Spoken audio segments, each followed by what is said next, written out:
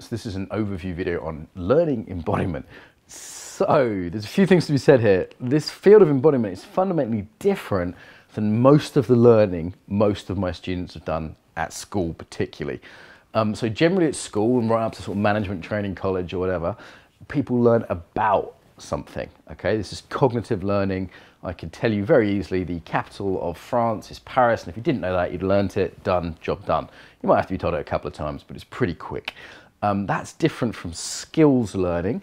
Let's say learning to speak French would be the parallel there. And then being learning, learning to have a French manner, a French way of being, takes a lot longer. It is possible, for example, stay with this example, there's a Japanese Aikido instructor called Tamara Sensei who moved to France, and after sort of 20, 30 years in France, you looked at him and he seemed really French, despite being a Japanese Aikido instructor. So learning a way of being and learning a skill set takes a couple of things that are different from just hearing a fact, going on Wikipedia, learning on the internet. That's all one model, reading books, it's all one thing. Skills learning takes practice, right? You can't learn to drive from a book. You can't learn kissing from a book. I don't think you can learn leadership from a book or coaching or any of the other things you might be interested in if you're watching this. So this takes practice. This is the key thing. Being definitely takes practice. To get something in your bones, to get it in the muscle, so it's not just a rumor, to steal a phrase, that takes embedding. It takes long-term practice over time. So on EFC, for example, one of my major courses, you will practice over a 6 months period minimum. So you'll do some experiments, you'll find something that fits you, and then you really practice it over a period of time to embed it, to get that way of being in your system, whether it be more confident or more sensitive or whatever you're working on. Yeah. So practice, also community. So Tamara Sensei learned being French. No one taught him. He didn't have a practice of being French. He was immersed in it.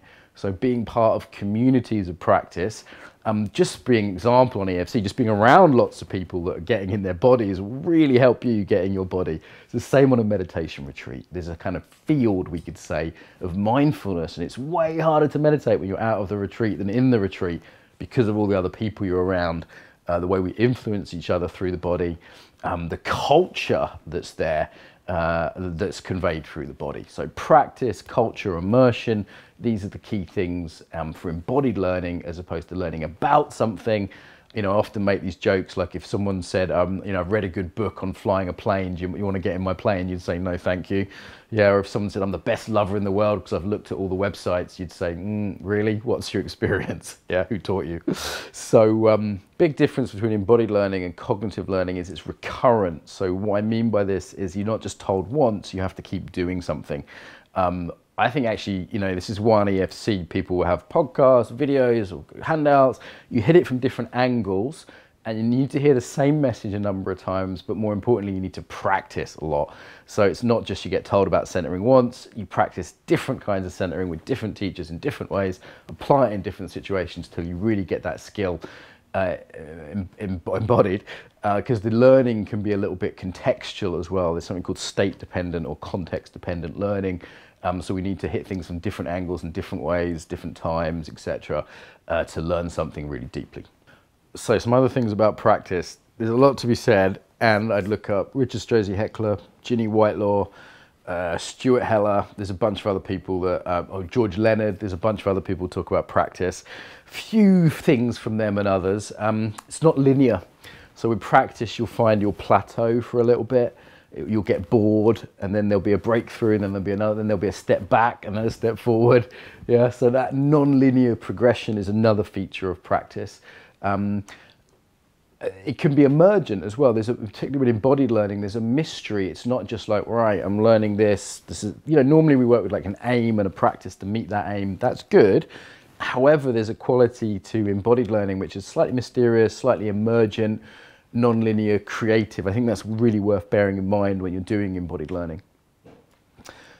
Next question might be, like, what helps people with embodied learning? So obviously over the years, I've seen a lot of students come and go, and a whole bunch stick around as well, actually. And some get on better than others. So who gets the most out of it? Well, it's a cliche. The ones that do the practice, the one that put the work in. EFC essentially is how much work you put in. often, interestingly, the people that like come the furthest, like, you know, they're a single mum and they come all the way from Israel and they've had to commit loads and give up loads and sacrifice loads, are actually the ones who get the most from it. So be aware of what you're sacrificing. We're all sacrificing to be here, not just money, but also time with loved ones, whatever. So the ones who sacrifice, I think, get a lot from it. The ones that just do the work. People who come with a strong work ethic, maybe they're, you know, sports people or martial artists, and just get up every day and do the practice. That really helps.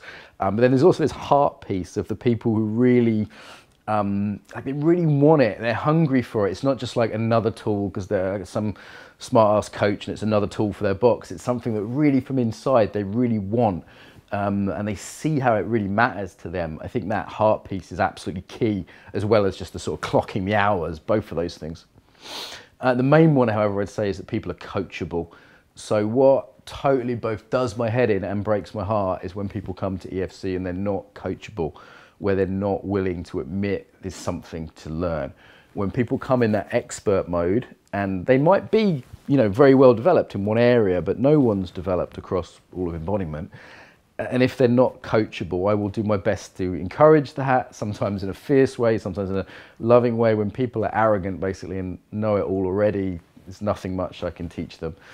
So that's the thing I'd sort of really beg you, is to be coachable, as well as to do the work. If someone's coachable and does the work, then that is what makes embodied learning work. The other thing I'd say is the ones who engage with the community the most. So some people come just as an individual, they're like often the consultant types, they're like coming to extract the learning and then leave. It's not transactional that way. It's relational, it's community orientated. The ones who like make friends, stay at other people's houses, have dinner with people afterwards, do work projects with people, you know, get involved with the other people of the community, both their peer group, the teachers, and across the years is quite an interesting thing to get involved with on the Facebook, for example. Those people who immerse themselves in it, they learn loads more. That's what I've noticed. Yeah, related to kind of being coachable is what we sometimes call being right-sized. That means, yes, not thinking you're too big for your boots. That's a lot of people's problem, some people's problem. Another problem we also see is people saying they have nothing to offer. So it's this sort of sense of putting themselves down, not being confident, not putting themselves forward to demo things, to step up. So actually realizing what you bring to the table in terms of your skills. You know, I've seen, you know, I don't know, expert improvisers or expert dancers kind of really hide that and not bring that to the group. So that's the thing I'd say, is about not thinking you're too big or too small, actually. Both of those sides of it are really important. Yeah, one thing I think to note in terms of the learning you'll get, particularly on EFC with learning embodiment, is this Asian influence that's there from the martial arts, which is that you learn by observing, and they call it stealing the technique. And the emphasis is as much on the student as the teacher to do that. So while we're not fully Asian in this, we will break things down and explain things, which my kiddo teachers never did. This a slight Asian influence from myself and Francis, who founded it, is there in terms of it being, you know, there's a certain rigor, a certain discipline, and a certain way in which the student has to work as hard as the teacher in it, which actually I think is very healthy. Last thing I'd say about learning embodiment is something I wouldn't have said a couple of years ago, is that a lot can be done online. So we've seen with the online segments of the course of EFC, and also with the conference, that people can go surprisingly deep online. Originally I thought, well, it's just good to get people the information online through videos like this, so we don't need to spend the course time doing the information, because the experience of embodiment is a key thing. That's worth appreciating generally, I'd say, actually. But what we found is not just can you give people information to use the contact time more efficiently, people can actually really connect online using Zoom, using the breakout rooms. Essentially, it's not that different. If people are really present and really experiencing and participating, you can do a lot online, and it can go remarkably deep. So that's the last thing I'd say in terms of learning embodiment, getting the most from the course. Yes, of course, do the practice, but don't underestimate the online stuff. Don't underestimate how powerful that can be.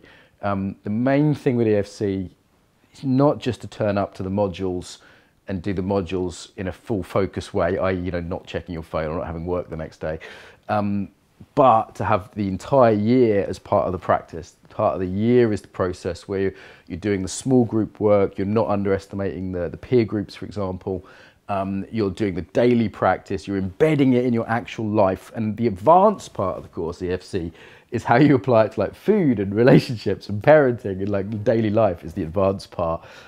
Getting it embedded throughout your whole life. That's what embodiment's about, not just learning a technique and certainly not just learning about something. So I hope that sheds a little bit of light on the nature of embodied learning. What I've found is we all bring habits from school learning. So we'll see people, taking loads of notes, may help you learn, may not. We'll see people relate to teachers as authority figures in a certain way. It will definitely reveal your relationship to authority, which may be a little bit too good girl, good boy, like trying to be nice, or it might be the pushback, teenage authority stuff. So patterns of learning get revealed through EFC. And I hope that you'll see that this type of learning we're doing is fundamentally different from most of the learning you've done in your life about things or from books. It's a different kind of learning, and appreciating that up front will just mean you'll get much more from my courses.